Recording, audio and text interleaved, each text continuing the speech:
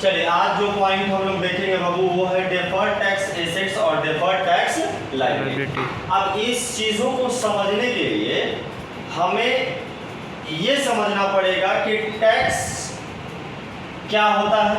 सबसे पहले समझना क्या जरूरी है, टैक्स क्या होता है। तो टैक्स का मतलब आप जानते हैं कि आप जो भी इनकम जनरेट करते हैं उसका कुछ पार्ट आपको किसको देना पड़ता है, गवर्नमेंट को देनी पड़ती है ना जी। आप जो भी कमाएंगे उसका कुछ हिस्सा किसको देंगे, सरकार को देंगे कर के रूप में। तो जो कर के रूप में आप सरकार को देंगे उसी को हम लोग क्या कहते हैं, टैक्स कहते हैं। अब उस टैक्स पर दो चीजें लगी हुई हैं, एक एसेट्स और दूसरा लायबिलिटी। एक एसेट्स और दूसरा लायबिलिटी। अब एसेट्स और लायबिलिटी का मतलब अभी जस्ट आप पढ़ के आ रहे हैं कि जो भी आपको किसी से अमाउंट रिकवर्ड करना है, रिसीव्ड करना है, जो प्रॉपर्टी है आपके लिए, वो सारे एसेट्स कहे जाएंगे, और जिसे आपको पेमेंट करना है किसी पर्सन को उसे क्या कहेंगे, लायबिलिटी कहेंगे। कोई दिक्कत नहीं। अब इसमें एक वर्ड लगा है बालक, डेफर्ड। क्या लगा है, डेफर्ड। अब इस डेफर्ड को समझना बहुत जरूरी है। तो डेफर्ड का मतलब होता है रिपीट।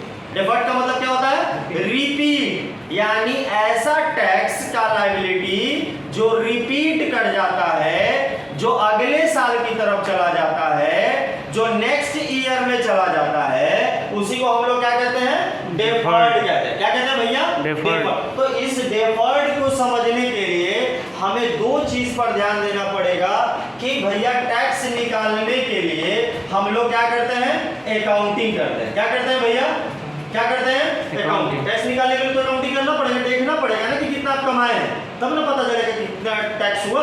तो यहाँ एसेट्स में भी आपको अकाउंटिंग करना पड़ेगा और लायबिलिटी में भी क्या करना पड़ेगा, अकाउंटिंग करना पड़ेगा। बिना चीजों को लिखे हुए, बिना बिजनेस के ट्रांजेक्शन को रिकॉर्ड किए हुए आप कोई ना एसेट्स का पता लगा सकते हैं और ना ही लायबिलिटी का पता लगा सकते हैं, और ना ही टैक्स का आपको पता चलेगा। तो टैक्स निकालने के लिए सबसे पहले तो आपको अकाउंटिंग करना पड़ेगा ना जी।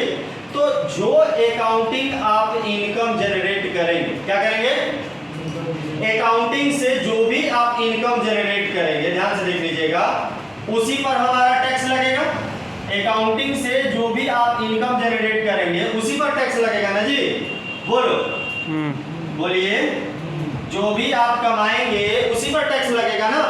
तो यहाँ तो बात ये क्लियर हो गया कि अकाउंटिंग जो करता है वो इनकम को जनरेट करता है, इनकम को कैलकुलेट करता है, उसी पर वो टैक्स पेड करता है कि नहीं करता। तो टैक्स जो आप पेड करते हैं अकाउंटिंग पर, तो अकाउंटिंग बिजनेस करता है ना। कौन करता है, बिजनेस करती है अकाउंटिंग। लेकिन एक पॉइंट और समझिए कि ये टैक्स रिसीव्ड कौन करता है। टैक्स पेड तो बिजनेस करती है, टैक्स पेड कौन करता है, बिजनेस करती है, लेकिन रिसीव्ड कौन करता है बाबू, टैक्स रिसीव्ड कौन करता है, टैक्स रिसीव्ड कौन करता है, बोलो, गवर्नमेंट। टैक्सेशन अथॉरिटी कौन करता है, अथॉरिटी, टैक्सेशन अथॉरिटी, यानी आयकर विभाग। आयकर विभाग ही टैक्स को रिकॉर्ड मतलब रिसीव करता है ना। तो ध्यान रखने वाला बात यह है कि टैक्स पेड तो आप अकाउंटिंग पर कर दिए, आप अपना अकाउंटिंग किया और उसी पर टैक्स पेड कर दिया, बिजनेस पेड कर दिया, लेकिन टैक्स रिसीव्ड कौन किया, टैक्स अथॉरिटी। कौन किया भैया, टैक्स अथॉरिटी। अब सवाल ये है कि यहाँ पर भी आपका जब टैक्स पेड कर रहे हैं तो रिसीव्ड कौन करेगा टैक्स, रिसीव्ड कौन करेगा टैक्स, अथॉरिटी ही करेगा, टैक्स अथॉरिटी।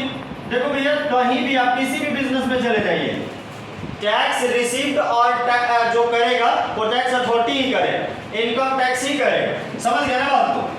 तो ध्यान यहाँ ये रखना है कि सर एक में टैक्स एसेट्स में चला गया और एक में टैक्स लायबिलिटी में चला गया, ये क्या हो गया सर, मतलब पॉइंट दोनों एक ही है, दोनों में डेफर्ड ही लगा है, लेकिन एक टैक्स एसेट्स में बदल गया और एक टैक्स लायबिलिटी में हो गया।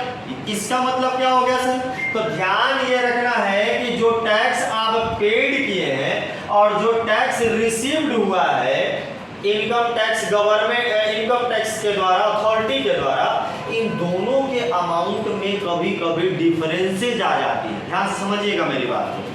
टैक्स अथॉरिटी जो टैक्स रिसीव करेगा ना बाबू, वो अपना अकाउंटिंग क्या करेगा, खुद करेगा। कौन करेगा, कौन करेगा, टैक्स अकाउंटिंग कौन करेगा?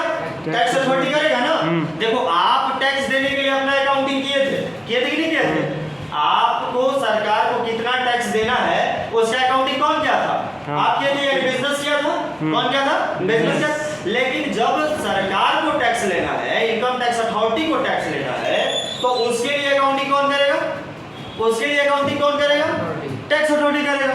आपके बात पर वो भरोसा करेगा? नहीं करेगा। आप लाख उसको सबूत देते रह जाइए, आप पूरा अकाउंटिंग उठा कर दे दीजिए, फिर भी वो आप पर भरोसा नहीं करता। आप अपना दे दिए, वो देख लेगा, रख लेगा, लेकिन वो अकाउंटिंग अपने तरीके से करेगा। समझ गए ना बात को? डिटेल में हम एक एग्जांपल लेकर के अभी जस्ट बताएंगे, लेकिन पहले ये समझ लीजिए कि टैक्स जो पेड करते हैं वो बिजनेस के अकाउंटिंग पर करते हैं। किसके अकाउंटिंग पर? बिजनेस के अकाउंटिंग पर। और टैक्स रिसीव्ड जो करता है टैक्सेशन अथॉरिटी, वो किसके अकाउंटिंग पर? टैक्स अथॉरिटी के अकाउंटिंग पर करता है ना। समझ गए ना बात को? तो टैक्स अथॉरिटी जो अकाउंटिंग करता है और आप जो अकाउंटिंग करते हैं, ये जरूरी है क्या कि दोनों बराबर हो? नहीं। बोलिए, ये जरूरी है कि आप जो अकाउंटिंग करेंगे वही टैक्स अथॉरिटी सेम करेगा? आप याद कीजिए 11th क्लास में एक डेप्रिसिएशन चैप्टर पढ़े थे जिसमें डेप्रिसिएशन निकालने के कितने मेथड थे? दो मेथड हम आपको पढ़ाए थे। एक स्ट्रेट लाइन मेथड और दूसरा रिटेन डाउन वैल्यू मेथड। ऐसा दो मेथड बता देना। हमने पहला मेथड में आपसे कहा था कि बाबू ये इजी तो है, निकालना आसान तो है, लेकिन सरकार इसे मानती नहीं है। टैक्स अथॉरिटी इसको वैलिड नहीं करार दिया है, ऐसा बताए थे ना। जबकि रिटेन डाउन वैल्यू मेथड को सरकार क्या रखी है? वैलिड मानी। उसके थ्रू आप कैलकुलेशन कर सकते हैं, डेप्रिसिएशन निकाल सकते हैं। तो दोनों का डेप्रिसिएशन जब आप निकाल रहे थे तो अमाउंट डिफरेंट आ रहा था कि नहीं आ रहा? आ रहा था कि नहीं आ रहा? बस। तो अब समझ लीजिए कि आप एक एग्जांपल के जरिए समझ लीजिए कि यहाँ आप जो डेप्रिसिएशन निकाल रहे थे उस पर डेप्रिसिएशन थोड़ा क्या था? ज्यादा था। आप ऐसे लेन से कर रहे थे, स्ट्रेट लाइन मेथड से कर रहे थे, ओरिजिनल कॉस्ट मेथड से कर रहे थे। लेकिन जबकि टैक्स अथॉरिटी किस मेथड को फॉलो कर रहा था? रिटेन डाउन वैल्यू मेथड को। तो पहला साल तो बराबर था डेप्रिसिएशन दोनों का, लेकिन दूसरे साल से इसका धीरे धीरे क्या होने लगा? कम होने लगा। एक्सपेंसेस क्या होने लगा? कम होने लगा, इनकम बढ़ने लगा। तो इसका टैक्स भी क्या हो जाएगा? बढ़ जाएगा। नहीं, अरे भैया यहाँ पर जो टैक्स आप लगा रहे थे वो हर एक साल इक्वल लगा रहे थे, और यहाँ पर जो टैक्स आप लगा रहे थे वो हर एक साल धीरे धीरे क्या करते चले जा रहे थे? कम करते चले जा रहे थे। तो एक्सपेंसेस जब कम करोगे तो ऑटोमेटिकली इनकम बढ़ जाएगा ना जी। तो इनकम बढ़ेगी और इसका इनकम आपका घटेगा, तो टैक्स किस पर ज्यादा लगेगा? इस पर कि इस पर? टैक्स किस पर ज्यादा लगेगा? इनकम किस साइड में ज्यादा? कौन से अकाउंटिंग में इनकम ज्यादा होगा? जो आप करेंगे उस पर इनकम ज्यादा होगा या जो टैक्स अथॉरिटी करेगा उस पर इनकम ज्यादा होगा? टैक्स अथॉरिटी जो करेगा उस पर इनकम ज्यादा होगा, क्योंकि ये डेप्रिसिएशन जो है वो धीरे धीरे क्या कर रहा था? कम करते चला जा रहा था, और ये कम कर ही नहीं रहा था। तो इसका एक्सपेंसेस ज्यादा था और इसका इनकम क्या था? इसका इनकम ज्यादा हो गया। तो इस हिसाब से देखिए, कभी कभी अकाउंटिंग करने के क्रम में क्या होता है बाबू, कि कभी आपका टैक्स अथॉरिटी का टैक्स बढ़ जाता है, कभी अकाउंटिंग का टैक्स क्या हो जाता है? ज्यादा हो जाता है। अभी मन में आपके सवाल चल रहा था कि सर यहाँ कैसे पता चलेगा कि किसका टैक्स बढ़ा है और क्यों ज्यादा दिया है? ऐसा आपने अभी सवाल पूछा था कि कैसे सर कोई पता चलेगा कि टैक्स ज्यादा दे दिया? तो देखिए, इसी कारण से टैक्स कभी ज्यादा भी पेमेंट हो जाता है, कभी कम भी पेमेंट हो जाता है। समझ गए बात को? तो अगर आप अकाउंटिंग करते हैं, आप उसी अकाउंटिंग पर टैक्स पेड करते हैं, बिजनेस उसी पर टैक्स पेड करता है, जबकि टैक्सेशन अथॉरिटी उसको मान्य नहीं करार देती, वो खुद अकाउंटिंग करती है। टैक्स अथॉरिटी खुद अकाउंटिंग करती है और उस पर टैक्स लगाती है। तो बड़े ध्यान से देखिएगा, मान लो कि बिजनेस में प्रॉफिट हुआ है, बिजनेस में प्रॉफिट हुआ है 40 लाख। कितना हुआ बाबू? 40 लाख। और इस पर आपको टैक्स निकालना है, tax at the rate 20% per annum. कितना टैक्स निकालना बाबू? 20% पर एनम। ठीक है, तो इस हिसाब से आपका टैक्स कितना होता है? बिजनेस को टैक्स कितना पेड करना चाहिए? बोलो जरा। 40 अच्छा 4 लाख कितना बोले थे? 40 लाख बोले थे। 40 40 लाख का 20% आपको टैक्स पेड करना है। बताइए जरा कितना हो जाएगा? 8 लाख होगा? 8 लाख होगा? 8 लाख होगा ना टैक्स। अब देखो आपके बिजनेस में टैक्स कितना आपको लग रहा है कि देना चाहिए? 8 लाख देना चाहिए ना। जबकि यहीं पर आगे बढ़िए तो टैक्स अथॉरिटी जब अकाउंटिंग कर रहा था, कौन अकाउंटिंग कर रहा था? Tax authority. तो आपका प्रॉफिट नजर आया कि कितना है आपका भैया? कितना आपका प्रॉफिट है? आपका प्रॉफिट है मान के चलो 50। कितना है?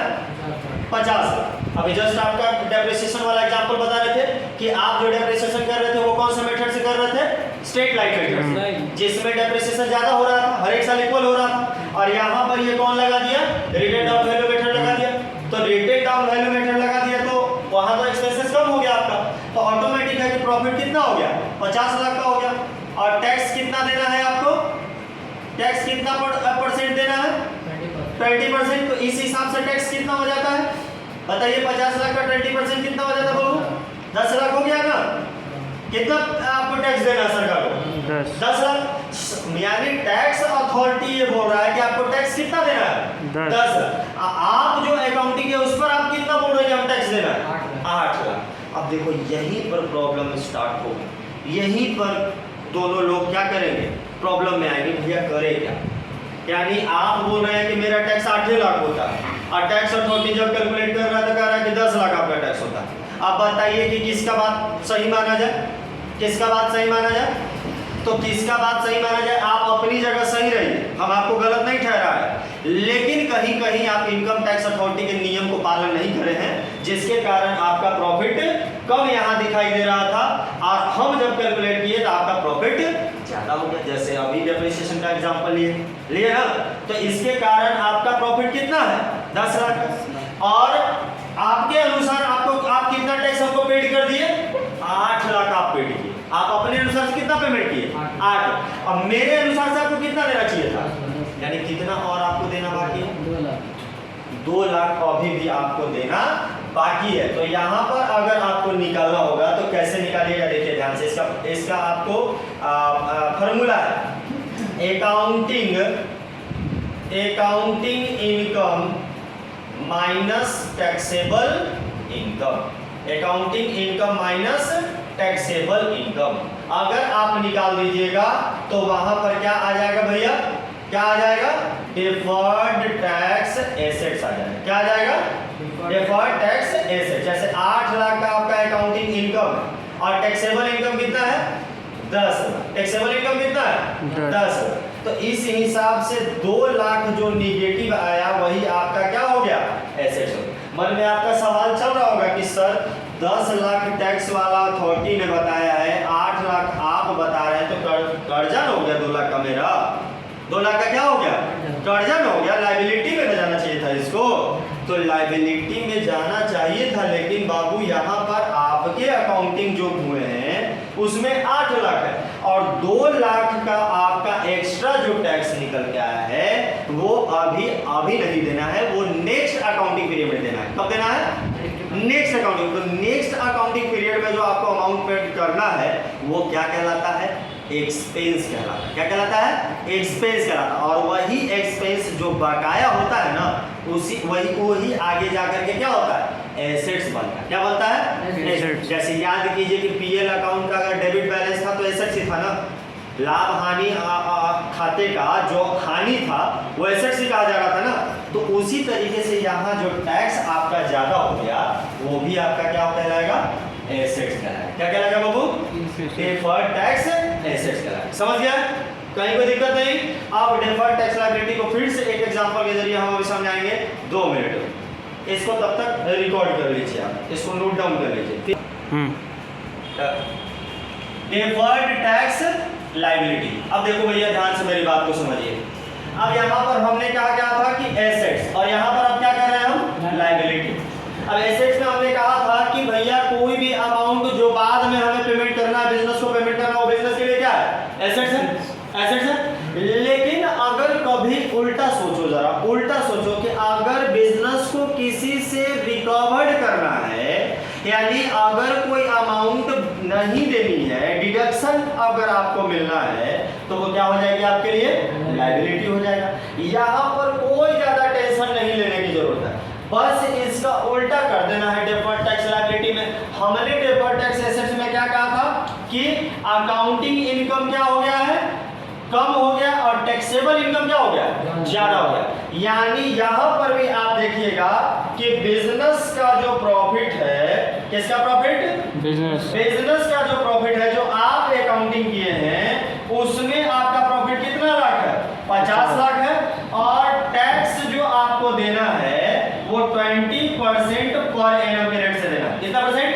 20। तो इस हिसाब से आपका टैक्स कितना होता है बाबू? टैक्स कितना होता है? आप टैक्स कितना पेड कर दिए होंगे? 10 लाख आप पेमेंट कर दिए होंगे। 5 लाख का 20% देना, या 10 लाख आपका टैक्स पेमेंट हो गया होगा। लेकिन जब टैक्सेबल अथॉरिटी ने यहाँ पर कैलकुलेशन किया, कौन किया? टैक्सेबल अथॉरिटी ने जब कैलकुलेशन किया तो आपका प्रॉफिट वो पाया कि कितना हुआ है? 40 लाख का। कितना हुआ बाबू? और उस पर वो टैक्स आपका ले रहा है कितना परसेंट? 20% पर एनम के हिसाब से वो टैक्स आपसे ले रहा है। यानी कितना टैक्स वो ले लेगा आपसे? 8 लाख। 8 लाख का वो पेमेंट आपसे ले लेगा। टैक्स उसका कायदे से कितना बनता है साल का? 8 लाख। और आपने कितना दे दिया? 10 लाख। सोचो, आपने दे दिया खुद से 10 लाख, और जबकि वो कैलकुलेट किया तो कितना होता है? 8 लाख। अब देखो कायदे से आपके दिमाग में तो ये चल रहा होगा, तो सर ऐसे थोड़ी होता है। मतलब आप बोल रहे हैं कि टैक्सेबल अथॉरिटी कैलकुलेट किया तो 8 लाख हुआ, और हम कैलकुलेट किए तो 10 लाख हुआ, तो ये टैक्स अथॉरिटी मतलब बता देगा हमको कि आपका 8 लाख होता है। ये कहाँ करनी है? तो भैया जो टैक्स अथॉरिटी कैलकुलेट करता है ना, आपका अकाउंटिंग करता है ना, वो उसका एक कॉपी आपके पास भी भेजता है। आप भी उसका अकाउंटिंग देख सकते हैं। अगर नहीं दिखाएगा ना तो लोग उस पर भरोसा ही नहीं करेंगे। समझ गए ना बात? तो टैक्स अथॉरिटी जो भी कैलकुलेट करता है वो बिजनेस को ही दिखाता है कि हम यहाँ देखिए आपका टैक्स कितना होता है साल का? 8, और आप कितना दे दिए हमको? 10। अब 10 लाख जो आप पेमेंट कर दिए हैं, तो आपने 2 लाख एक्स्ट्रा पेमेंट कर दिया ना बाबू? एक्स्ट्रा पेमेंट हो गया है ना? एक्स्ट्रा पेमेंट कितना हो गया? 10 लाख माइनस 8 लाख, 10 लाख माइनस 8 लाख, यानी 2 lakh. Accounting income minus taxable income, accounting income minus taxable income. कोई दिक्कत? अब यहाँ पर जो 2 लाख का एक्सेस पेमेंट आया, वो बिजनेस को क्या आगे देना है? देखो ये भी बात आप समझिएगा कि ये 2 लाख का जो एक्सेस पेमेंट हो गया है ना, अब टैक्स अथॉरिटी आपको लौटाएगी नहीं। ये भी बात क्लियर रखिए, टैक्स अथॉरिटी वो पैसा आपको लौटाने वाली नहीं है। वो पैसा अब जो भी होगा, ये 2 लाख का जो भी होगा, वो रिटर्न नहीं होगा। नॉट रिटर्न, ये रिटर्न नहीं होगा। तो भैया जाएगा कहाँ? बच जाएगा क्या? सरकार ले लेगी क्या? नहीं, ये एडजस्टेड इन